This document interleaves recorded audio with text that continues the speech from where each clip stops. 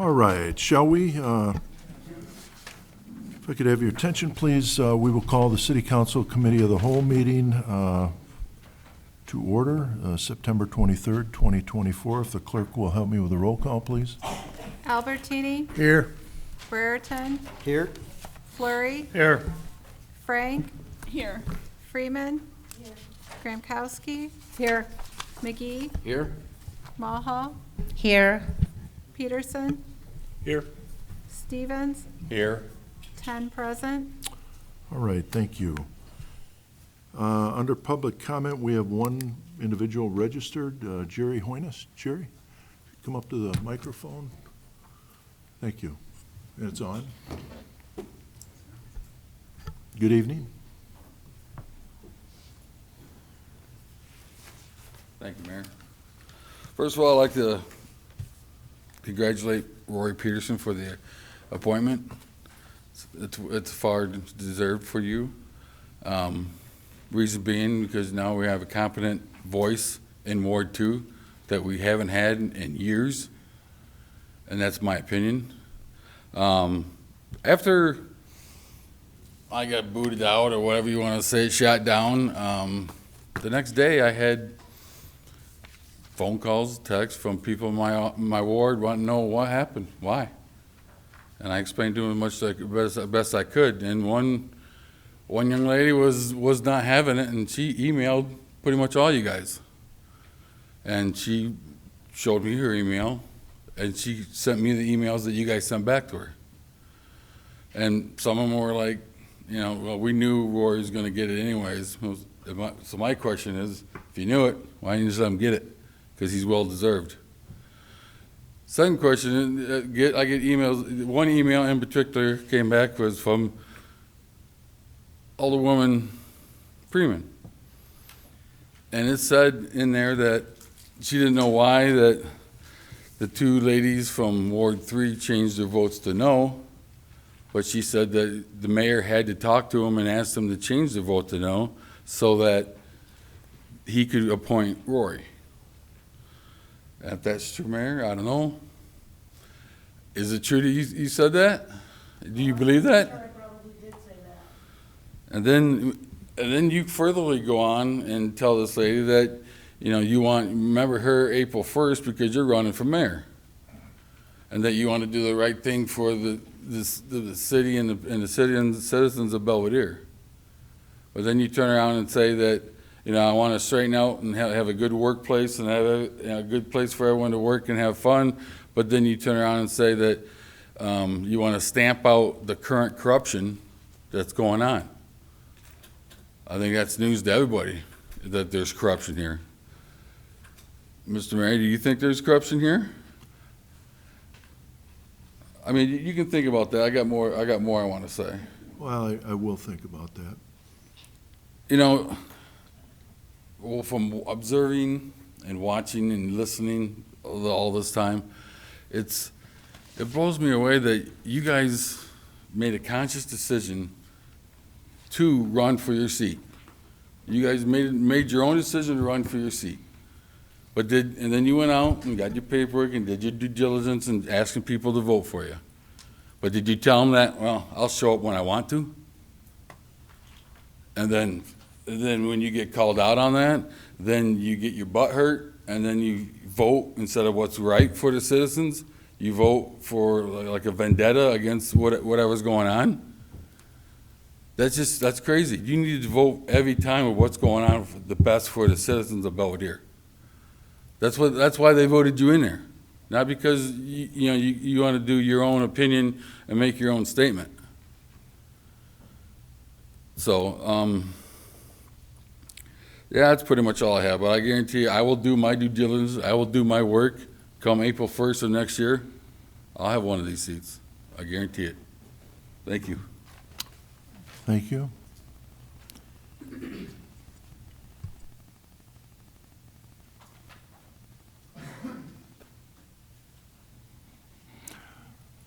Well, I think Alderwoman Freeman, you did respond to that lady, and I think you did tell her that perhaps the mayor that I had asked individuals to change their vote on this council. I'm not going to speak only for me. I will speak for me. I've never asked anybody on this council ever to vote one way or another. That's up to the council. And I certainly believe that there's a time whenever the council, they will figure out the merits of any vote. But did you say that? Oh, yes, I did, and you have asked me to vote a certain way before. I've never asked you to vote any way. Believe me, the last person I would ask to vote anyway is you.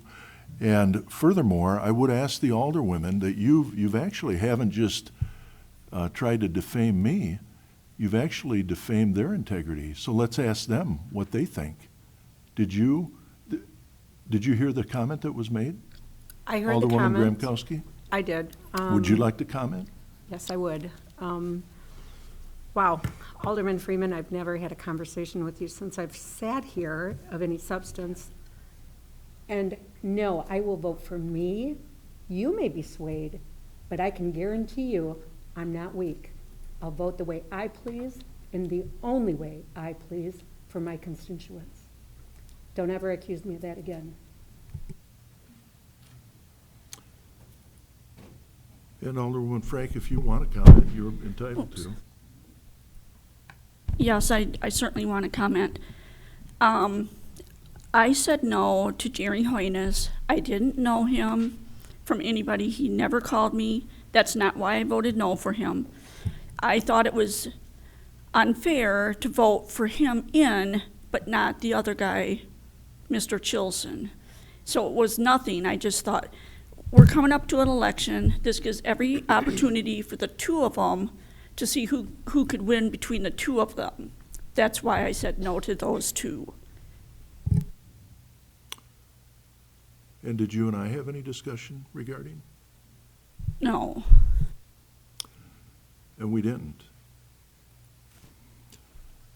And also, when you had made the comment that you're running for mayor and that you're going to stamp out corruption, stamping out the current corruption, that is defaming to me. And would you mind telling me what corruption that you're going to stamp out, or what corruption that you think that I have committed? Would you mind? Because I'd like to know. Because you put that in writing. And furthermore, First of all, I have not pulled a petition to run for mayor, and Wait. you can ask Sarah. this is your comments here. Yes, This it was is. shared with me. The corruption I'm talking about is the backdoor way you only appoint your best friends to open seats. Really?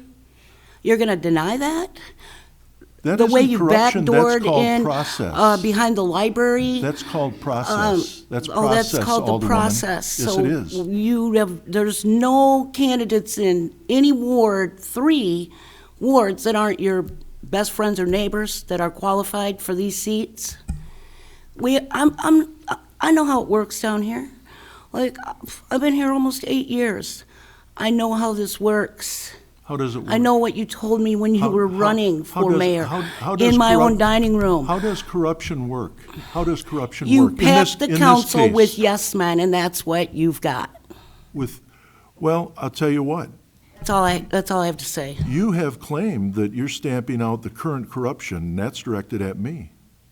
There is no, and just, Packing Go a ahead. council with yes men is pretty corrupt when you have other candidates that aren't your best friends and neighbors that you That I push don't- to the side No, that I because don't- in that I order don't to know. appoint them. I don't know who those other individuals are. The people that I appoint are people that certainly I know. Should they be excused because they happen to be friends of mine? Of course not. Of course not. That actually, you could say that about some of the members on the council currently. You could say that they wouldn't even deserve a chance. It isn't about friends, it's about it is about the process. The process allows me as the mayor, or anybody who else has been the mayor, and there have been mayors who have certainly appointed individuals that they have felt have the experience, have the integrity, have the credentials, that are active in the community, have been long-standing in the community, and why in the world should they be excused because I happen to know them or like them? Of course that isn't part of it. Of course it isn't. And that includes anybody that's sitting here as well. So that's part of the process, but it's not corruption. So what corruption were you talking about? That's what I was talking about. That's what you were talking about, okay. And then also, just to inform you, when you use the city website to campaign, because you are campaigning using the city website, I've never done that, and you're not allowed to either. Nobody's allowed to use this city website, the taxpayers' website, to be able to put garbage, which is not true, on the website as if it's official and as if there's any truth to it, because there's not. And you know it, and I know it. You may not like the process, and I've told the alderman that before.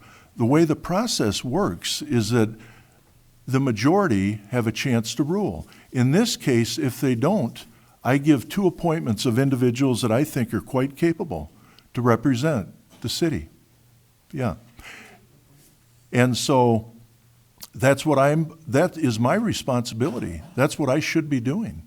Or whoever sits up here, that would be your responsibility if you want to sit up here, or anybody else who wants to sit up here. And that is the way the statute is written, the ordinance is written. So I haven't done anything that you've accused me of corruption, other than to make sure that I install individuals that I believe are going to move this city forward in the best interest of the taxpayers, not in the best interest of the minority, which you have been many, many times. You may not like it, as I said, but it's the majority that rules, and it has to work that way. So I don't appreciate you using the city website, and I think I am going to go forward with this, because if you use that in that manner, that's against our ordinances. So anyhow, did you have anything else that I got wrong or you would like to say? No, I show up at all the meetings only to be bullied, so there you go, once again. There's nobody bullying you, not when you're held to what you've put in writing, and not when you have actually put out things that are very defamatory, and they're not true. So if that's bullying, we all ought to be held to that standard, I'll tell you that, myself included. So there's no bullying. You put it in writing, you answered in an email, and you use the city website to do it. That's a fact. That's not bullying. Moving on, that's all we have for public comment. Under public forum, we have none here this evening. Reports of officers, boards, and special committees. Item A, growth dimensions. Pam Fettis is here. Pam, good evening. Thank you for coming here. Thank you. Nice to see you. It's good to be here. Sorry, I couldn't attend last week. I was actually at a conference, and I'll kind of have my report a little bit backwards, but we were there to receive a recognition. We were acknowledged and honored for a silver award for setting the standard of excellence for economic development from the International Economic Development Council. So some of it was created positive change for residents of Boone County, and making a difference and impact in development. So we were honored to receive that last week, and recognition as such. It's a silver award, so next year we'll work toward the gold. But we think this is also a good time for the city of Belvedere. Somebody told me that was in marketing and site selection. This is a good time to maximize upon your the growth and the activity. And this is probably a good time too for the city of Belvedere to maybe apply for awards such as, best cities and things like that. But we can connect with those types of resources as well.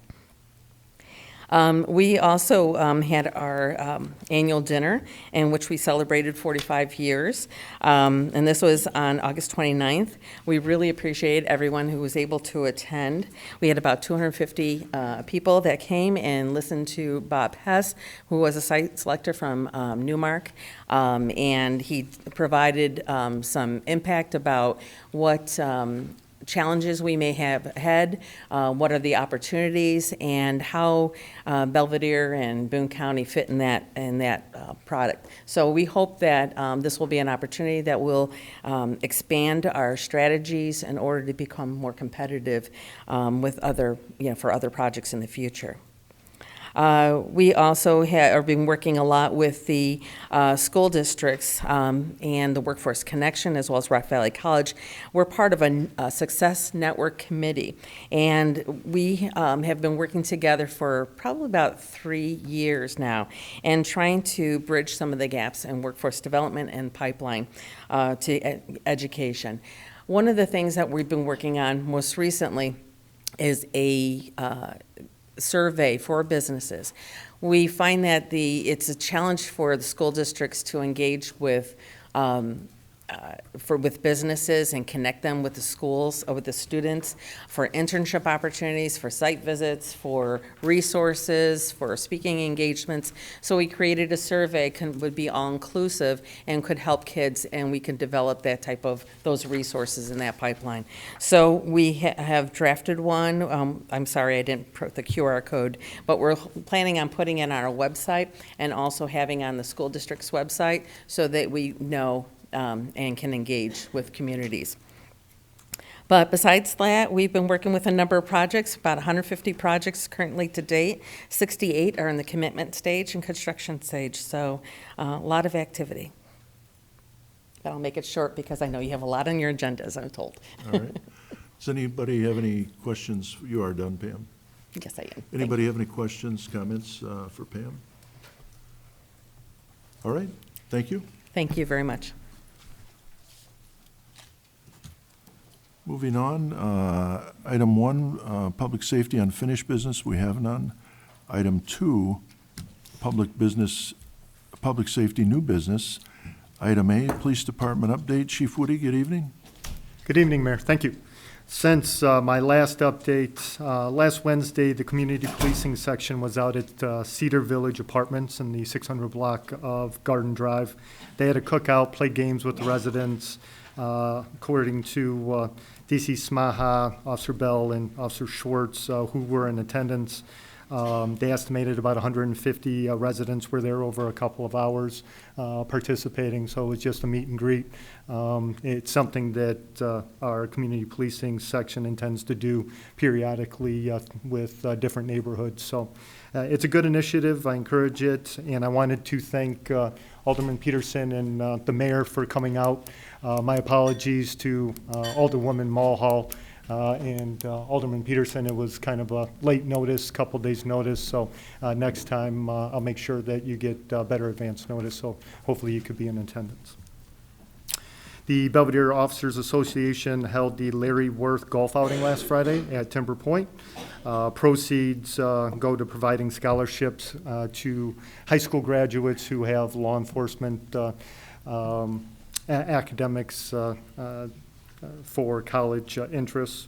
The Boone County Sheriff's Office will be sending out RFPs here shortly for a new boiler system at the PSB.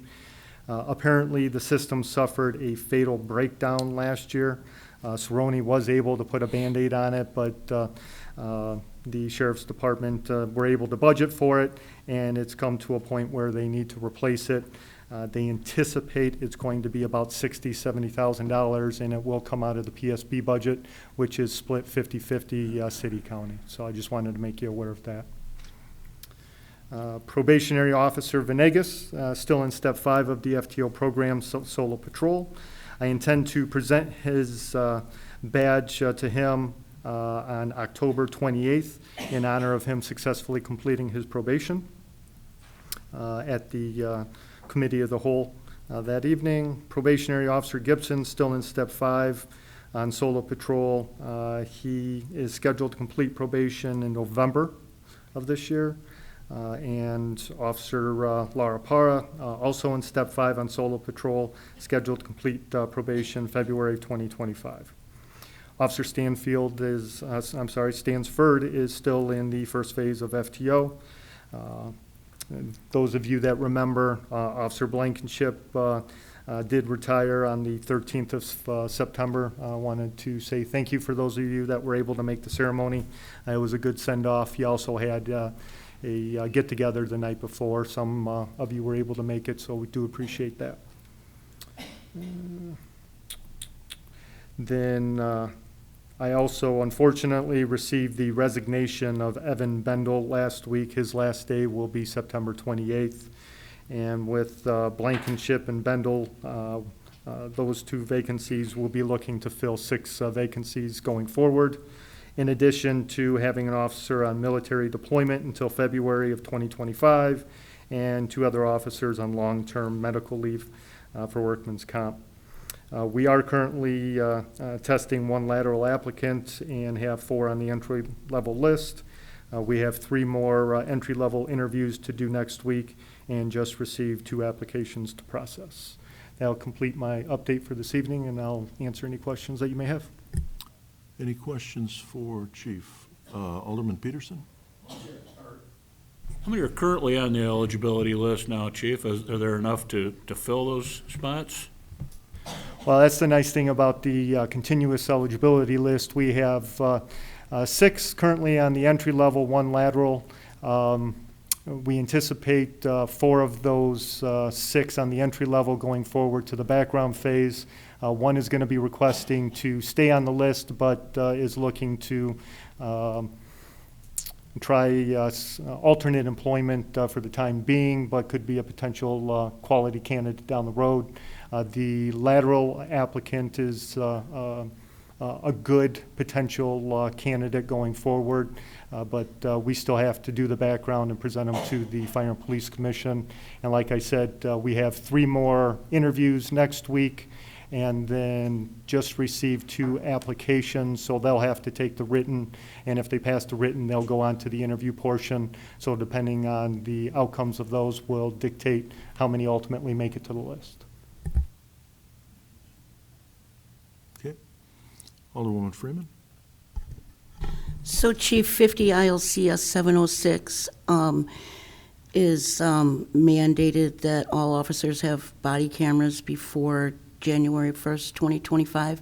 Are we in compliance, or are you going to need more funds before the end of the year? We are in compliance. Thank you. Okay, is there any other questions for Chief Woody? Chief, I did go to Officers Blankenship. Actually, I did spend some time with him out at the Keenage Center on his last duty out there, because he does every month, goes out to the Keenage Center and he meets with residents and seniors and what have you, and then as well with his going away at the PSB. And we're going to miss Tim. He had a unique way of, he's funny, he had a great sense of humor, and he was always able to get residents to be able to find an interest and support policing in this community. I think he was a great representative, and you can wish him well on my behalf and the entire city council. And certainly he's going to be, nobody's irreplaceable, that's for sure, but he'll have tough shoes to fill. Yeah, and we look forward to the new energy that Officer Bell will bring to the program. Tim is gone but not forgotten, but he did get a position with the Boone County Sheriff's Department as one of their bailiffs, so he'll still be around.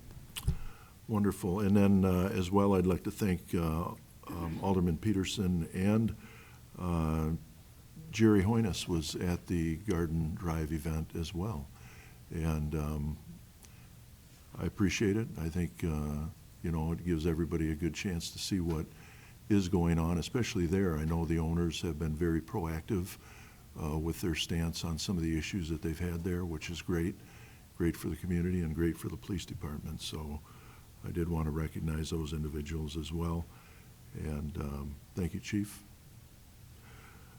All right, item B, Police Department purchase of 4 Dodge Durango squad cars and equipment. In your packet, Chief Woody had sent a memo dated September 23rd, 2024. Chief, would you like to expound? Yes, thank you again, Mayor. If you would turn to the memo in your packet, as requested in our FY25 budget and approved by the council, we're requesting authorization to proceed with the purchase of 4 new squad cars, 4 2024 Dodge Durangos, installation of equipment and striping and warranties for a total of $238,796. Squads are to be purchased from Kunis of Belvedere as part of the state bidding process. I would request a motion to authorize capital fund expenditures for the purchase of 4 2024 Dodge Durango Police Package SUVs and equipment installation and striping at a cost not to exceed $59,699 each for a total expenditure of $238,796. All right. Could I have a motion by Alderman Fleury, second by Alderman Peterson? Thank you both. Any questions regarding the motion on the floor? All right, hearing none. All those in favor of the motion, please say aye. Aye. And if there's any opposed, motion passed. Thank you. And then also item C, 2C, again, from Chief Woody, a memo in your packet dated September 23rd, 2024, that being ordinance authorizing sale of squad cars. Chief Woody? Thank you again, Mayor. If you would turn to the memo in your packet requesting an ordinance to sell police department squad cars that are in various states of disrepair. Vehicles have no operational value and currently utilizing valuable storage space. The squad's specific 2017 Dodge Charger and associated VIN. Number 2, another 2017 Dodge Charger with the associated VIN. 3, 2014 Dodge Charger. 4, 2015 Dodge Charger. 5, a 2007 Dodge Charger. And 6, a 2017 Dodge Charger, all with the associated VINs. None of the above squad cars have extended warranties, would cost more to fix and or maintain than their relative value.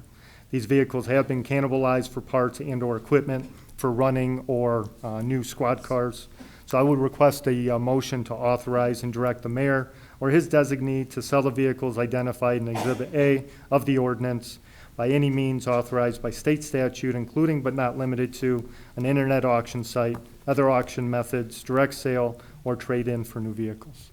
Okay, if I could have a motion to that effect, please. Motion by Alderwoman Gramkowski, second by Alderman Fleury. Thank you both. Any questions regarding that motion on the floor? Chief, I noticed you didn't read the VIN numbers. We'll just take your word for it that. I did that once before and Yeah. heard a bunch of groans and grunts, so I thought I would save some time this time around. I thought I'd offer. All right, Alderman Peterson. Just curious, what do you think the scrap value is gonna be a piece? When I tried looking at KBB, I was able to find some values. The first two were looking at about $3,000. That's fair market. Squad, the third one, roughly $1,500. Fourth one, $2,500. The fifth one ranged from $850 to $1,300. And then the last one was roughly $500. Alderman? Standard line item then, that goes to, are you guys gonna get some benefit out of that? I'll go ahead and ask Shannon to answer that one for me. It will go into one of the police department line items, yes. Okay. All right. Any other questions? Hearing none, all those in favor of the motion on the floor, please signify by saying aye. Aye. And if there's any opposed, motion passed. Thank you. And item D, Fire Department update. Chief Shadle, good evening. Good evening, Mayor. Thank you very much. 30 days, the fire department has responded to 312 calls for service, so averaging about 10 per shift. Of those, we did have 3 fires, 240 EMS and rescue calls, 9 hazardous conditions, and 27 service calls. 2 of those fires were larger. One was at a pallet restoration and manufacturing company. There was a fire in the morning. It was a Sunday morning and the smoke detector and fire alarm went off. We were able to go there, get in there, and put it out pretty quickly, so that they experienced minor damages and were up and running on Monday. Just recently, there was a fire at District 3. As you all know, we provide aid to each other when any other department in the county has a fire.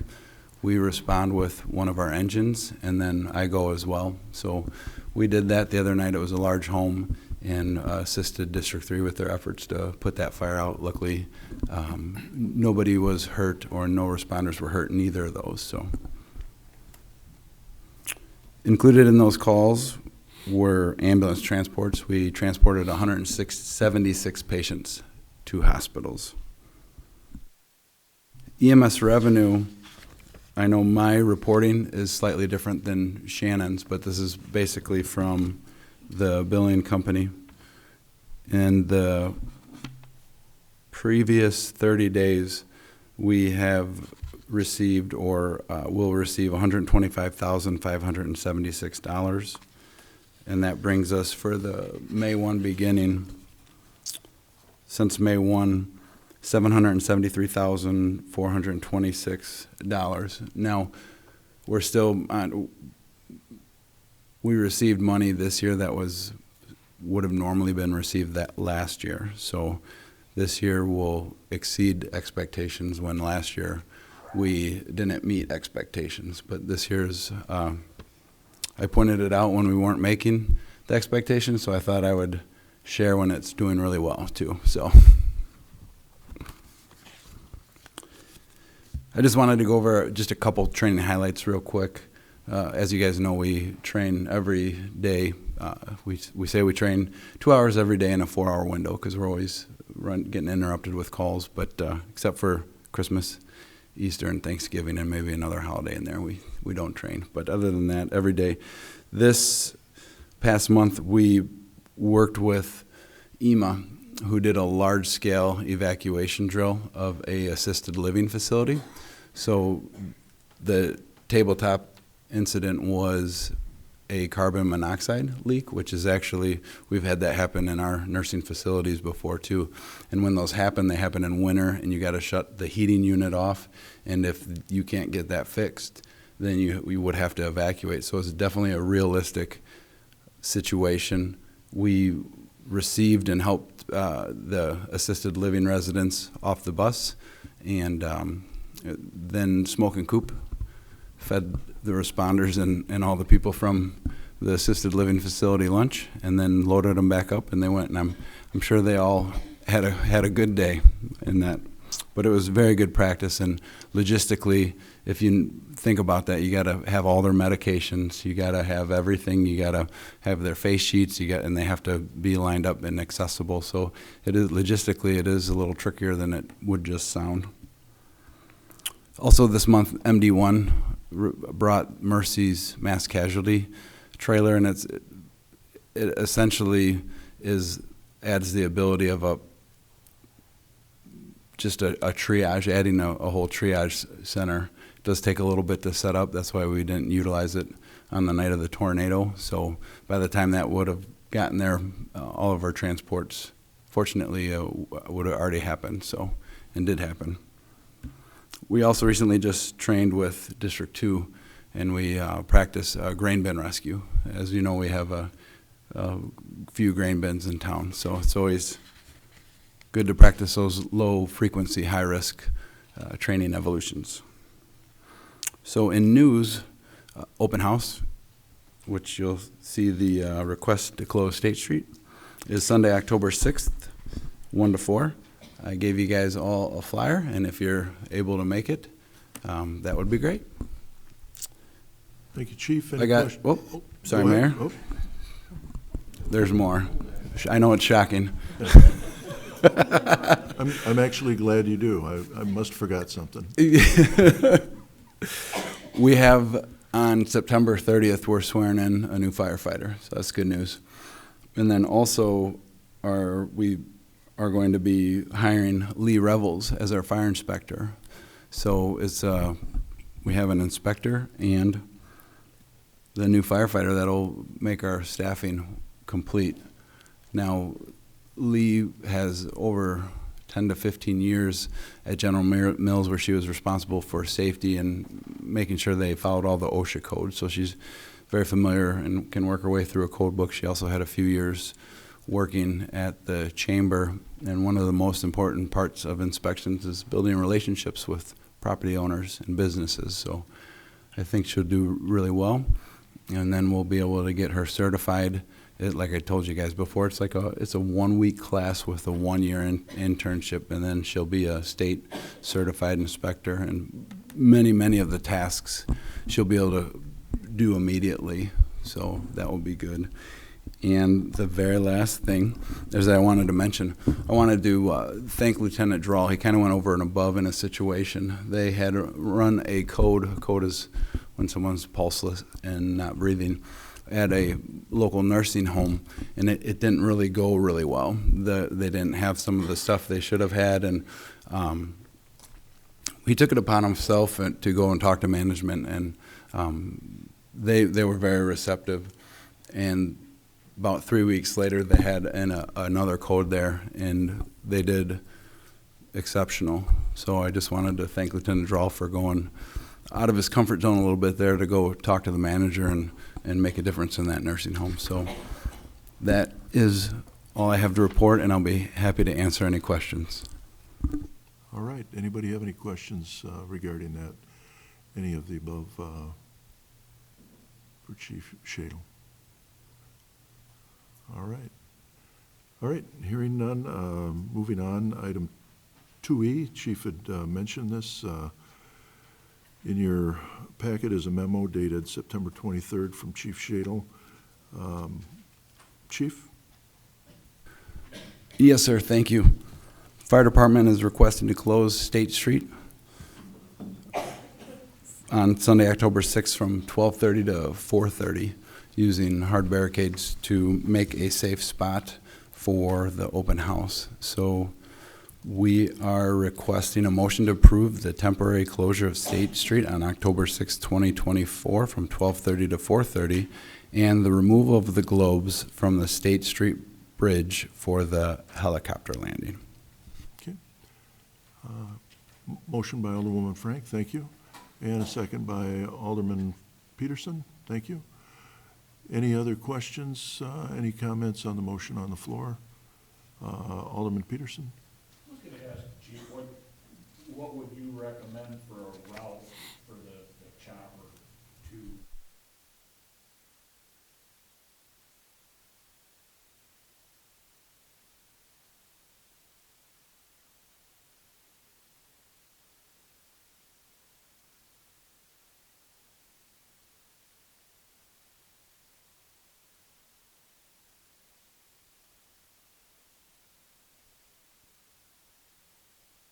Yeah, that's a good question. Originally, when we set this up and we pointed out any hazard right in that area, we measured the bridge. We gave them all those measurements, the measurements of the light poles and things like that. Additionally, when they're landing, we make everybody, so we have soft barricades as well, just to keep that whole area, that whole bridge, and then some clear and open. And so the way that the helicopters will approach any landing site is wherever direction they're coming from, they will do one circle. You'll see them do a circle before they land. So they're just doing a 360 assessment, and then they land straight down. So when they're flying, though, they're above any hazards. They don't have to fly at a low altitude. So when they're actually traveling, they're at a much higher altitude. And like I said, they'll just do a circle, and then they're able to pretty much just lower straight down.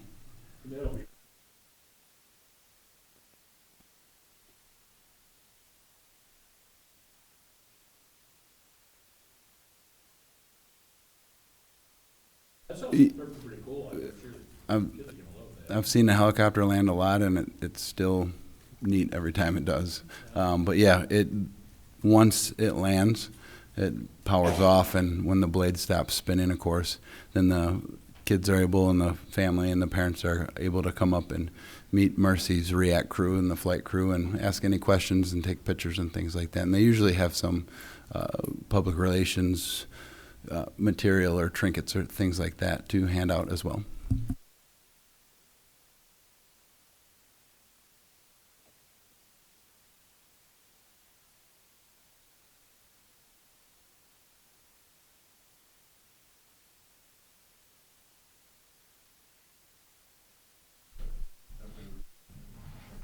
Chief, where does the medical chopper make its response from anymore? Where's the nearest one stationed at? You're right about the OSF one. It's not, they don't have one at St. Anthony's. I would have to find out for sure. It doesn't take very long to get here. My assumption is at Mercy Hospital, Javon Bay, but I will find out for sure and let you know.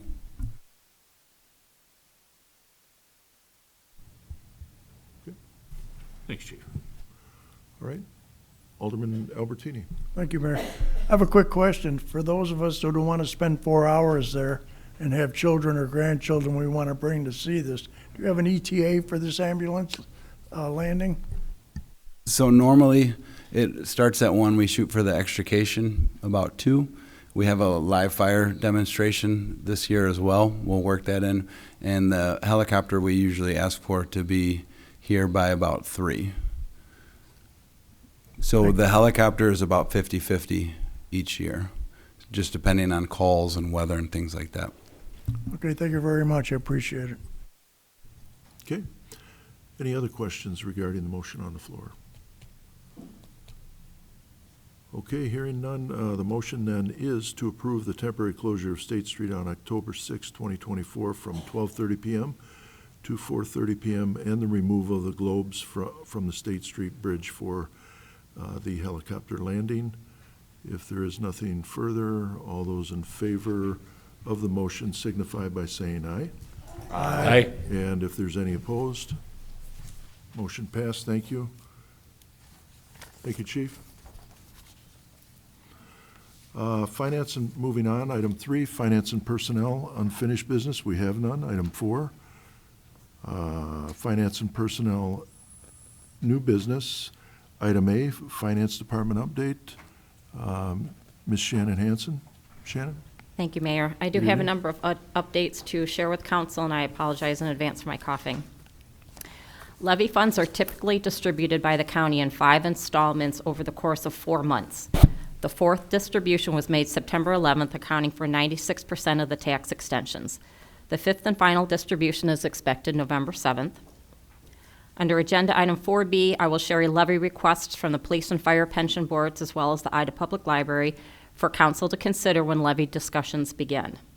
Kevin Kavanaugh with Lauterbach will be at the October 28th Committee of the Whole meeting to discuss the pension board requests. Next update.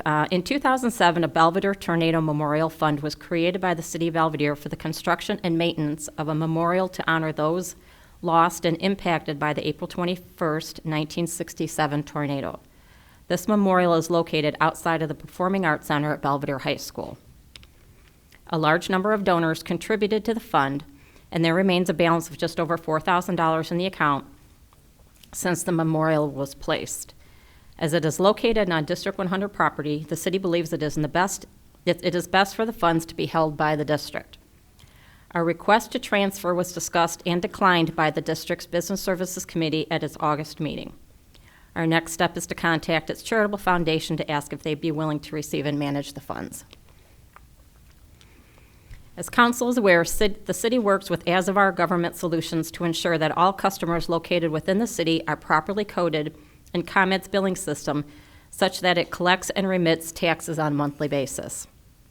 As of Our completes periodic audit closing reports to identify new customer addresses. Once the audit report is complete, ComEd makes the necessary corrections and is required to pay back taxes and interest. As a result of the most recent audit, the city received a settlement check in the amount of $79,235.54, of which $13,039.92 is due and owing As of Our for its commission. The audit for the city's FY24 budget will soon be complete, and Sickich will present its findings at a Committee of the Whole meeting in October. In anticipation of the report, I'm pleased to share the city has successfully remedied 3 of the 6 deficiencies from the previous year's audit by way of revised policies and procedures. These deficiencies have been part of the city's audit since prior to my arrival and are not the first we have remedied since 2021. The remaining 3 will continue to exist without an investment in financial software and personnel. My fourth and final update relates to Agenda Item 4E, and it is a memo you did have in your packets. At 8 a.m. on June 21st, 2021, I walked into City Hall to begin my new role as Budget and Finance Officer. After a quick scan of the banker's boxes of files on the floor of my office and a list of logins and passwords, I spent the next 2 weeks pulling documentation I'd never seen before for the city's auditors.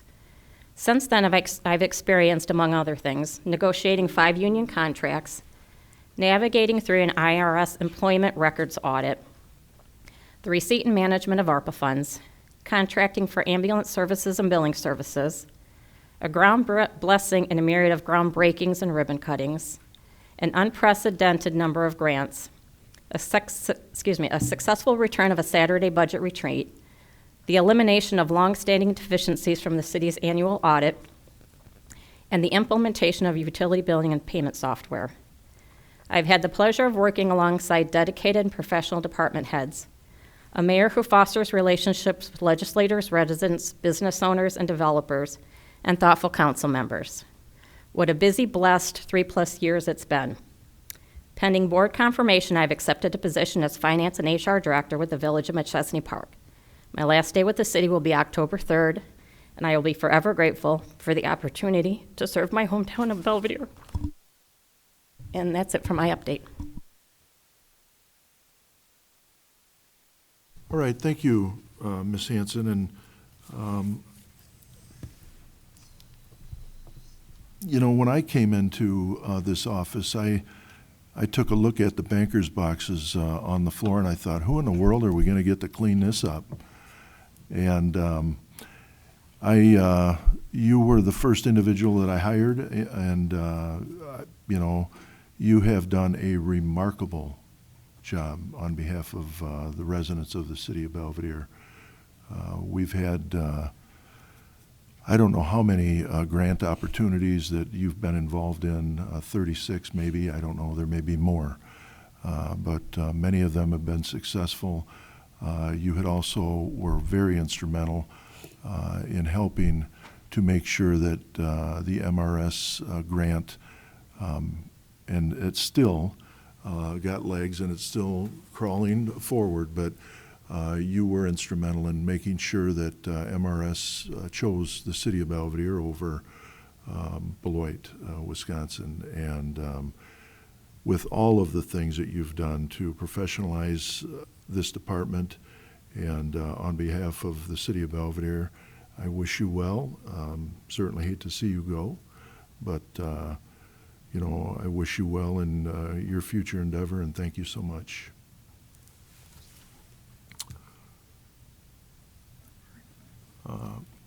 Alderman Peterson?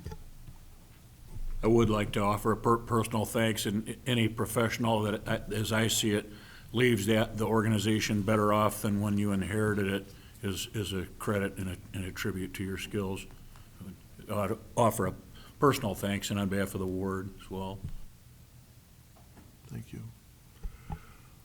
Alderman Albertini? Thank you. I'd just like to say you will be sorely missed. If we can get somebody half as good as you, we might be okay. I'm going to feel very sad about you leaving, and thank you for all you've done for us. Chief Shadle? I wanted to thank you for all the help. Resuming the ambulance service was a huge, and still continues to be a huge task. We've been meeting with the billing company weekly. I wish you the best, and thank you for all your help.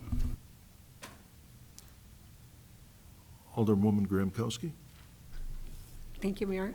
Shannon, thank you for answering all my phone calls and getting back to me when you weren't in the office. I appreciate that.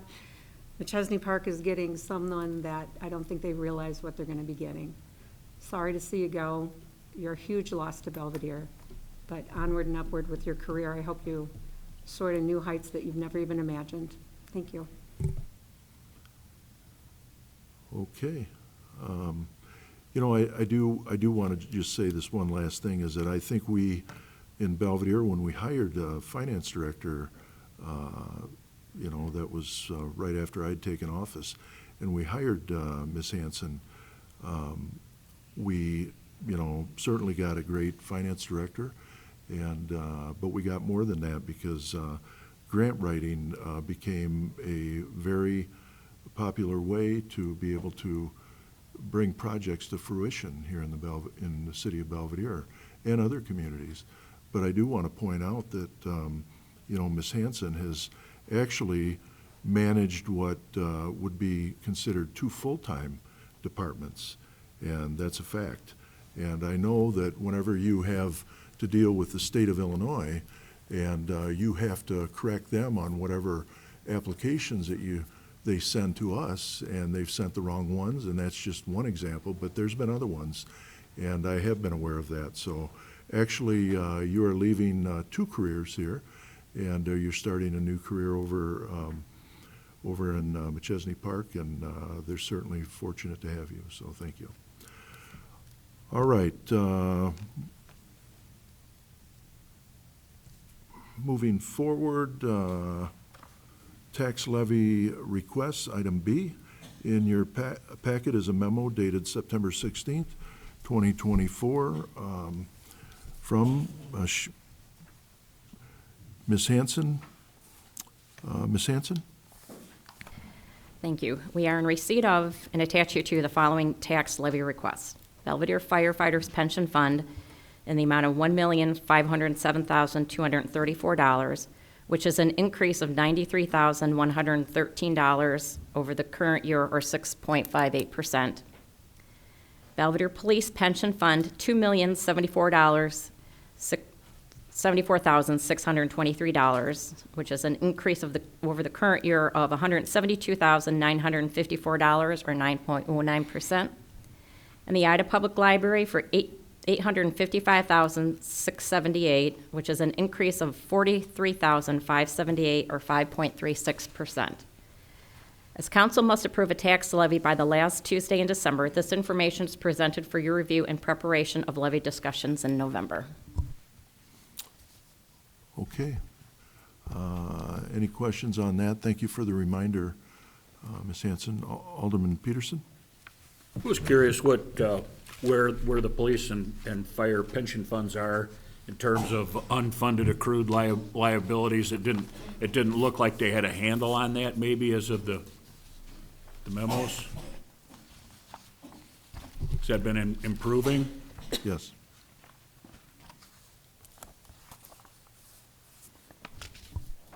I don't have that information handy, but we can certainly get that to you. And like I shared earlier, we will have Kevin Kavanaugh from Lauterbach here at the October Committee of the Whole meeting, who can also go over that information as well. Good enough, thanks. They have been improving, Alderman. All right. Chief Shadle? I was able to pull up the fire department, and last valuation, we were 60% funded, and current valuation is 62% funded, and it is improving, and it is above average of pension funds, and it's due to the council continuing to fund at 100%. So, and that is definitely helping lower the overall cost to the taxpayers by increasing the funding percentage. Okay, thank you. I know with funding, pension funding in the state, they continue to kick the can down the road, and it's astronomical amount of money. The city of Belvedere realizes that there will be a day of reckoning for that, so we have decided that we want to make sure that we fund that fairly, and we have been able to do that. So we'll continue to try and do that the best that we can. Thank you. Thank you, Ms. Hanson. Item C, 4C, boiler replacement on the main equipment building at the wastewater treatment plant. In your packet is a memo dated 9/18/2024 from Director Brent Anderson regarding that topic. Mr. Anderson? Thank you, Your Honor. The memo in the packet, the July flood of the main equipment building at our wastewater treatment plant damaged the boiler heater beyond repair and needs to be replaced. It's in the main equipment building. We've contacted Cerrone Piping. They are our HVAC maintenance and repair company to provide us with a design build proposal for a replacement heating system for the main equipment building. Attached to this memo is a copy of their proposal. The proposal includes replacing the existing large unit, which is a 1.5 million BTU unit, with two 750,000 BTU units. The two heaters will be set to run lead lag, providing greater efficiencies and redundancy of the system. And they're estimating probably 90 to 95% of the time one of those units will be in operation, therefore saving us some maintenance costs going down the road. The two heaters will be set to run lead lag, and the old heater was located on the lower level, and the new heaters will be relocated to the main floor, eliminating the possibility of future water damage. I would recommend approval of the design build proposal from Cerrone Piping Company in the amount of $146,400 for the design and installation of the new heat system for the main equipment building at the wastewater treatment plant. This work will be paid for from our sewer depreciation account number 611790. This proposal has been submitted to insurance for their consideration, and at council level, if council decides to move forward with this work, I will need a motion to waive the bidding process as the cost exceeds $20,000. Okay, thank you, Mr. Anderson. If I could first get a motion.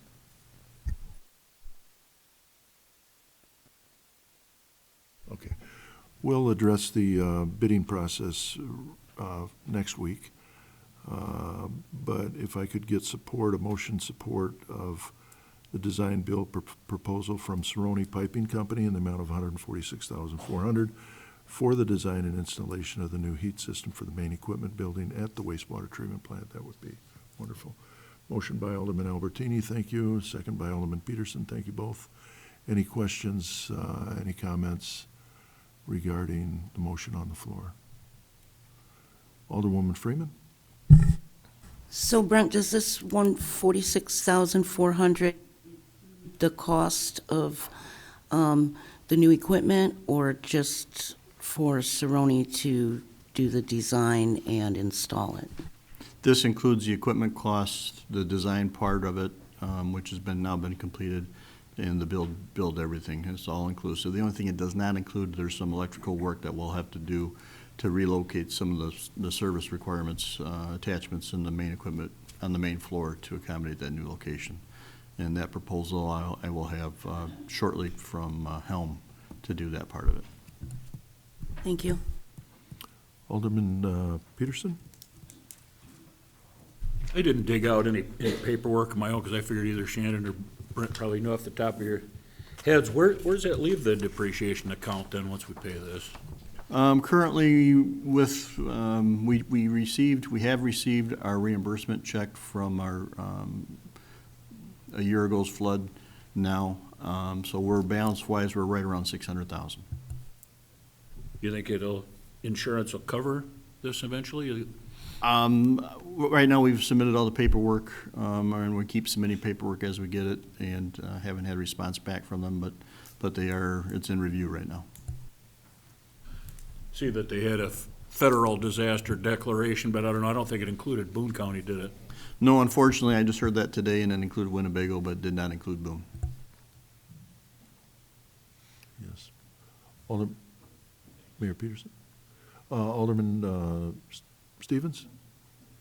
I was just curious, I see the price for the alteration number 1 over here. What exactly is that gonna be if we have to?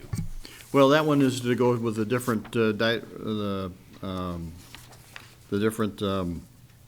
controls, to go to DDC, which is direct digital control, versus what we have now.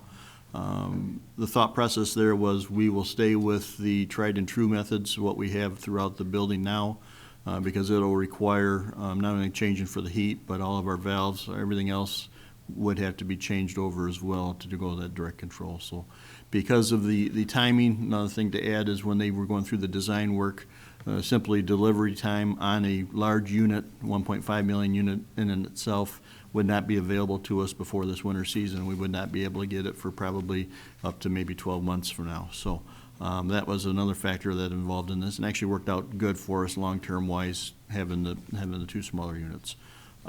So that's a direct digital control. At some point in time, we can choose to do that, but then we can do it building-wide and do it at that time. All right, any other questions regarding the motion on the floor? All right, hearing none, all those in favor of the motion on the floor to approve the design build proposal from Cerrone Piping Company in the amount of $146,400 for the design and installation of the new heat system for the main equipment building at the wastewater treatment plant, please signify by saying aye. Aye. And if there's any opposed? Motion passed, thank you. All right, item D, I would ask for a motion to go in executive session pursuant to Section 2C1 of the Open Meetings Act to discuss the appointment, employment, compensation, discipline, performance, or dismissal of a specific employee, and to discuss litigation either pending or imminent to 2C11 of the Open Meetings Act. If I could have a motion to that effect. The fire chief was asking to be recognized. Oh, I'm sorry. I didn't see you. Should have hollered. Thank you, Mayor. I just have answers for your questions. The first one is the helicopter comes from the Rockton campus. Okay. So, and then the second question, I actually read the wrong line about the percent funded. For the fair value of assets, it's 57.56. Last year, 60.05 this year. They also use the actuarial value, which is based on probabilities instead of fair market value. That actually decreased from 61.86 to 61.76. But Mr. Kavanaugh will go through that whole report. I just wanted to apologize for the error, and thank you for your time, Mayor. Okay. All right, if I could get a motion for the executive session, I could read it again, but motion by Alderwoman Gramkowski, thank you, and second by Alderman Stevens, thank you both. All those in favor, when their name is called, answer aye. Any opposed, nay. As the clerk calls the roll, please. Excuse me, Albertini? Aye. Brereton? Aye. Flurry? Aye. Frank? Aye. Freeman? Gramkowski? Aye. McGee? Aye. Mulhall? Aye. Peterson? Aye. Stevens? Aye. 10 in favor. Okay, motion passed.